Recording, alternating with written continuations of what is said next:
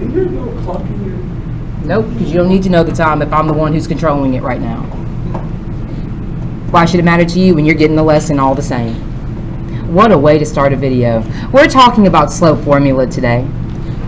Slope formula is one of the many ways to find slope, and in this lesson we'll use patterns to help find it. This pattern is an actual formula that has been used and used and used. It's just been altered to be able to fit different contexts of different classes and different methods. So, what if we're only given 2 random points? That's the whole purpose of this actual method. It's finding slope from 2 points on the same line. We have a formula called slope formula. M is slope.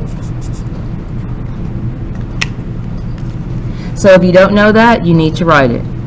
M is slope. It requires you to have 2 points. The 2 points are x1, y1, and x2, y2.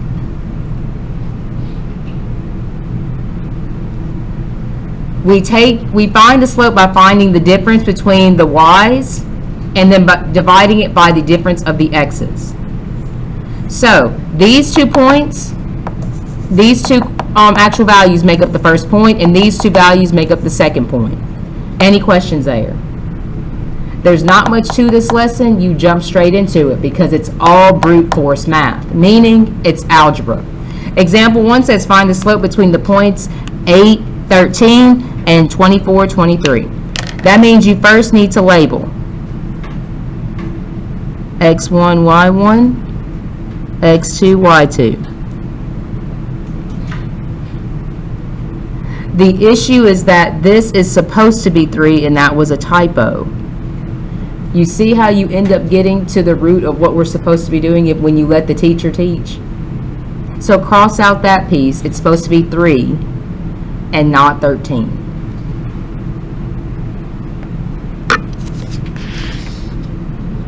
Trust the teacher to get you the actual pieces that you need, instead of assuming everything is going downhill.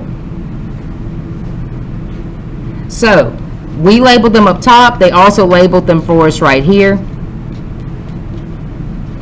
So, M tells me this is y2 minus y1. What is in the place of y2? What number? What's in the place of y2? So that has to go first. Then, what's in the place of y1? So it needs to be 23 minus 3. Is everybody with me there? What's in the place of x2? 24. That should go first. Minus. And what's in the place of x1? Negative 8. 2 negatives create a what? So we know what's 23 minus 3? 20. What is 24 plus 8? 32. We then need to check to see if this can simplify. You need to write that to the side.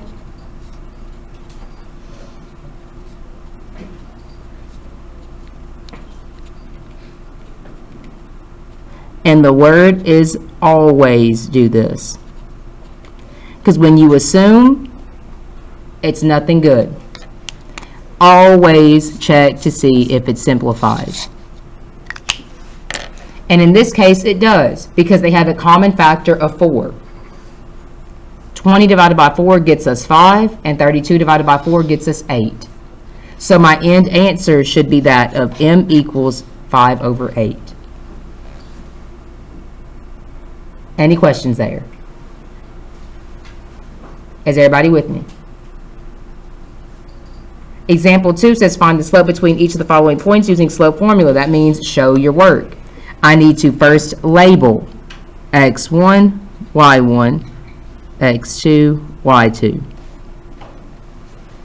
Every equation starts with m equals, in this case, because we're finding the slope for each thing.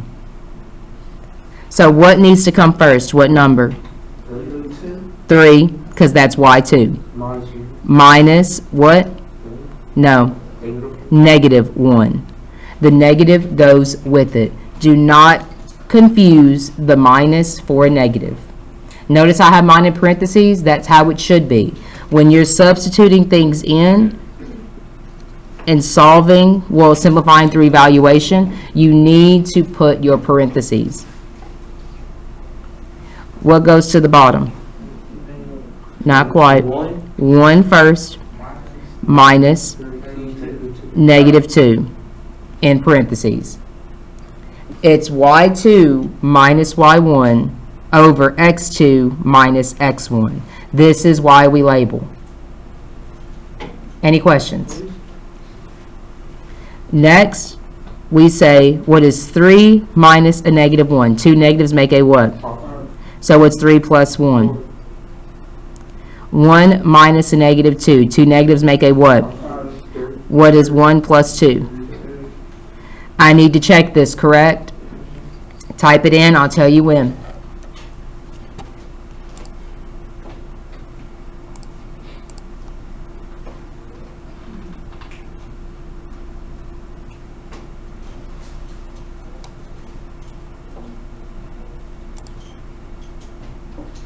What'd you get?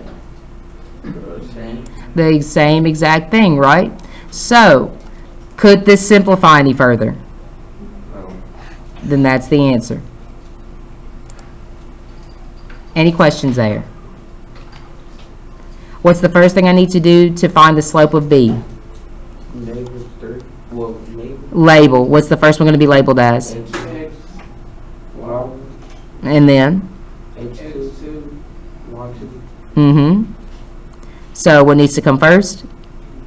Not quite. M equals. We need to start it the way it's supposed to be written. Notation matters. Parentheses, what comes first? -3, because that's y2. Then? 6. In parentheses, yes. Over. What comes next? -1. Minus. Absolutely. From there, we're typing in -3 minus 6. Type that in. I'll tell you when.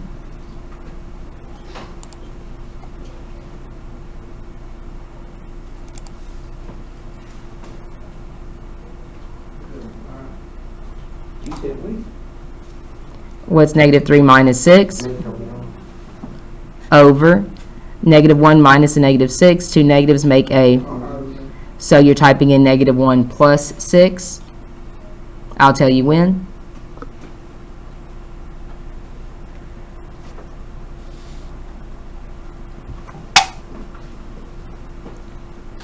What did we get?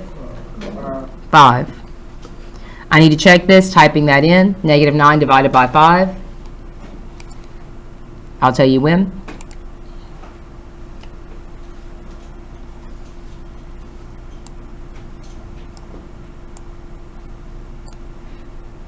What'd y'all get? So, that's my final answer. Any questions there? And then finally, we're looking at C. What do I need to do first? Before that, label. What's the first one going to be? And then? There we go. Then?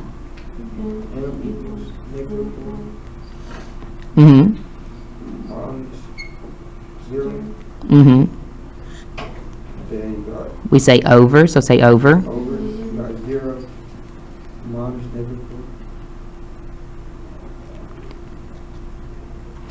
What is -4 minus 0?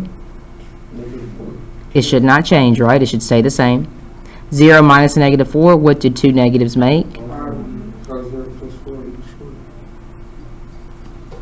I need to check that to see if it simplifies. Type it in, please. I'll tell you when.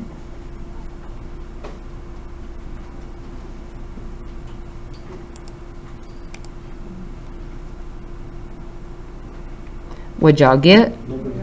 So my answer should actually be M equals -1. Any questions there? Practice. This is what I'm going to have you do. I'm going to have you do 1, 2, 3, and 5. 1, 2, 3, and 5. Like that. Circle them, that way you know, because we've been doing the wrong ones. 1, 2, 3, and 5.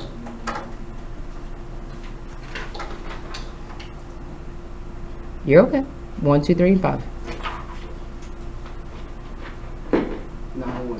I know, baby. I'm going to flip it back over. Your attention at this time, pep rally participants be dismissed to the gym. Pep rally participants only be dismissed to the gym. Thank you. Ladies, you're working on this. It's a grade going in the grade book.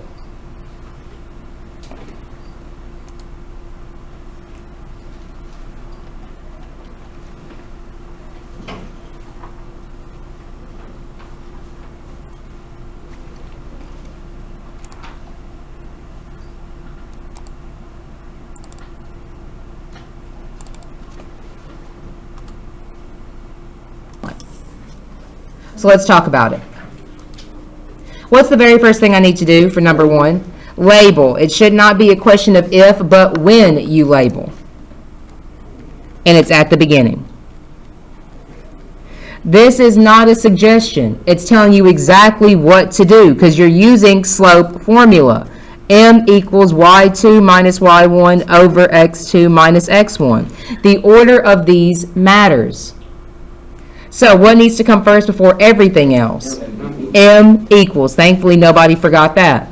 But then what number goes first? Y2, which is what in this case? Don't look at me, look at the board. That's our problem. Look at the board. I'm not the math. You want to grasp the math? Look at it. Absorb it. Understand it. But when you're staring me in the eye, staring me in the face, what are you learning? Not a daggum thing, okay? Focus on the board. There ain't nothing behind me. 3 comes first because y2 is right there.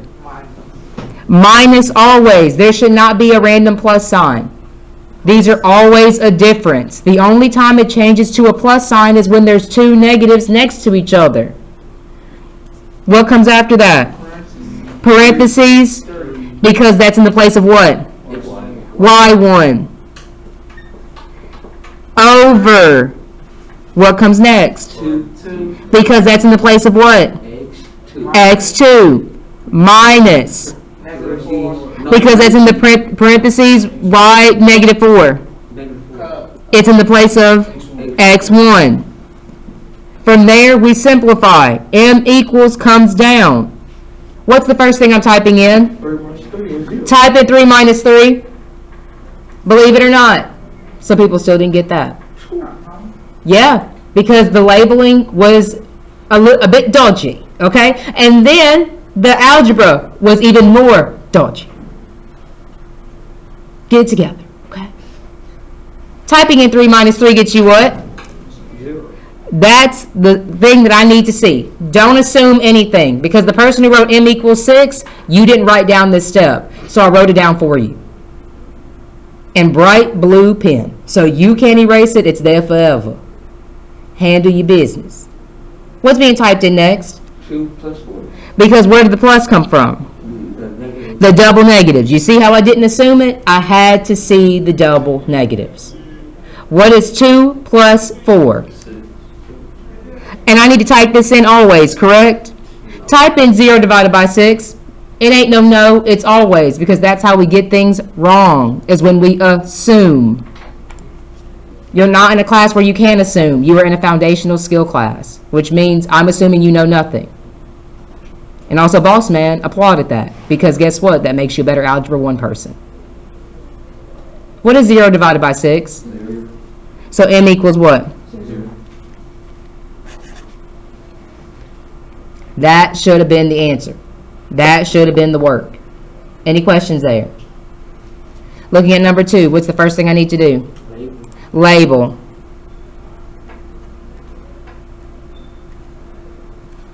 What comes first?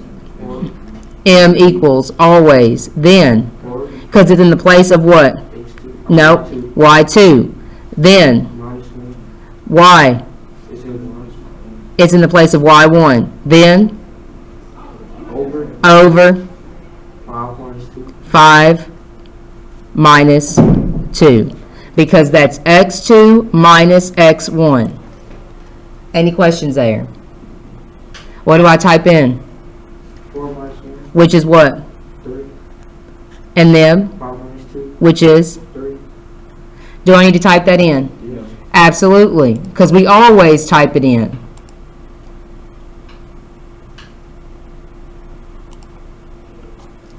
What did you get? 1. So what should be my answer? 1 plus 1. Any questions there? No, ma'am. What about number 3? How do I start? Add, label. Labeling. X, X2. Then, M equals 3 3 minus 5, because that's y2 minus y1. That's why you label. Then, over. 2 minus parentheses, -3. Thank you, because that's x2 minus x1. What's being typed in first? 3 minus 5. Type in 3 minus 5. Don't say it out loud. Give your people time.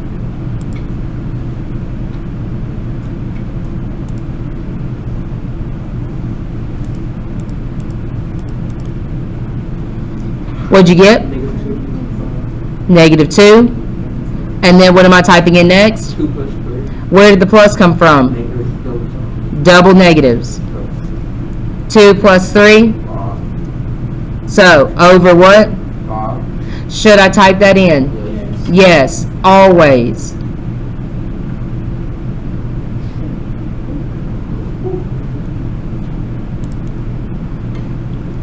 Did it get you anything different? No. Then that's my answer. Any questions? 5. Label. Then, M equals M equals, 0 minus 3. because that's y2 minus y1. Over Over, 0 minus parentheses -5. because that's x2 minus x1. Then 0 minus 3. Typing that in, give your people time. Typing that in, give your people time. What'd you get? -3. Then what am I typing in? 0 plus 5. Because where did the plus come from? The double negatives. Typing in 0 plus 5. Typing in 0 plus 5. What did they get you? 5. Should I type that in? Yes. When? What word? 30. Always. When should I type that in? Always. Make sure you're typing it in, Make sure you're not just writing. This does not help your understanding if you're not putting yourself into the actual word. And no one will do it for you. I sure won't. I do enough work. I don't get paid enough as it is. So why do some teachers teach, but they be like, they don't get paid enough, so why teach you? Because it's a passion. You got to be able to say it's the we and not me in the situation. I don't want ignorant people to be the future of this country. Because you've seen how far it's gotten us already. People who can't read, can't count, don't know how to read graphs, don't know how to make good problem solutions, right? Do we want those kind of people running our country? Do we want those kind of people doing anything for us medically in our schools? It's not about the money. Money would be great and appreciated because it would be great to be able to live off a teacher's salary alone, but guess what? Most of your teachers don't. They work other jobs. But those who come into this profession come into it because we love to do what we do. Point blank, period. And you can see that based on how your teachers talk to you, how they show up, and how they deliver the assignments. I, for one, I'm very happy with how I deliver the assignments. I have no regrets.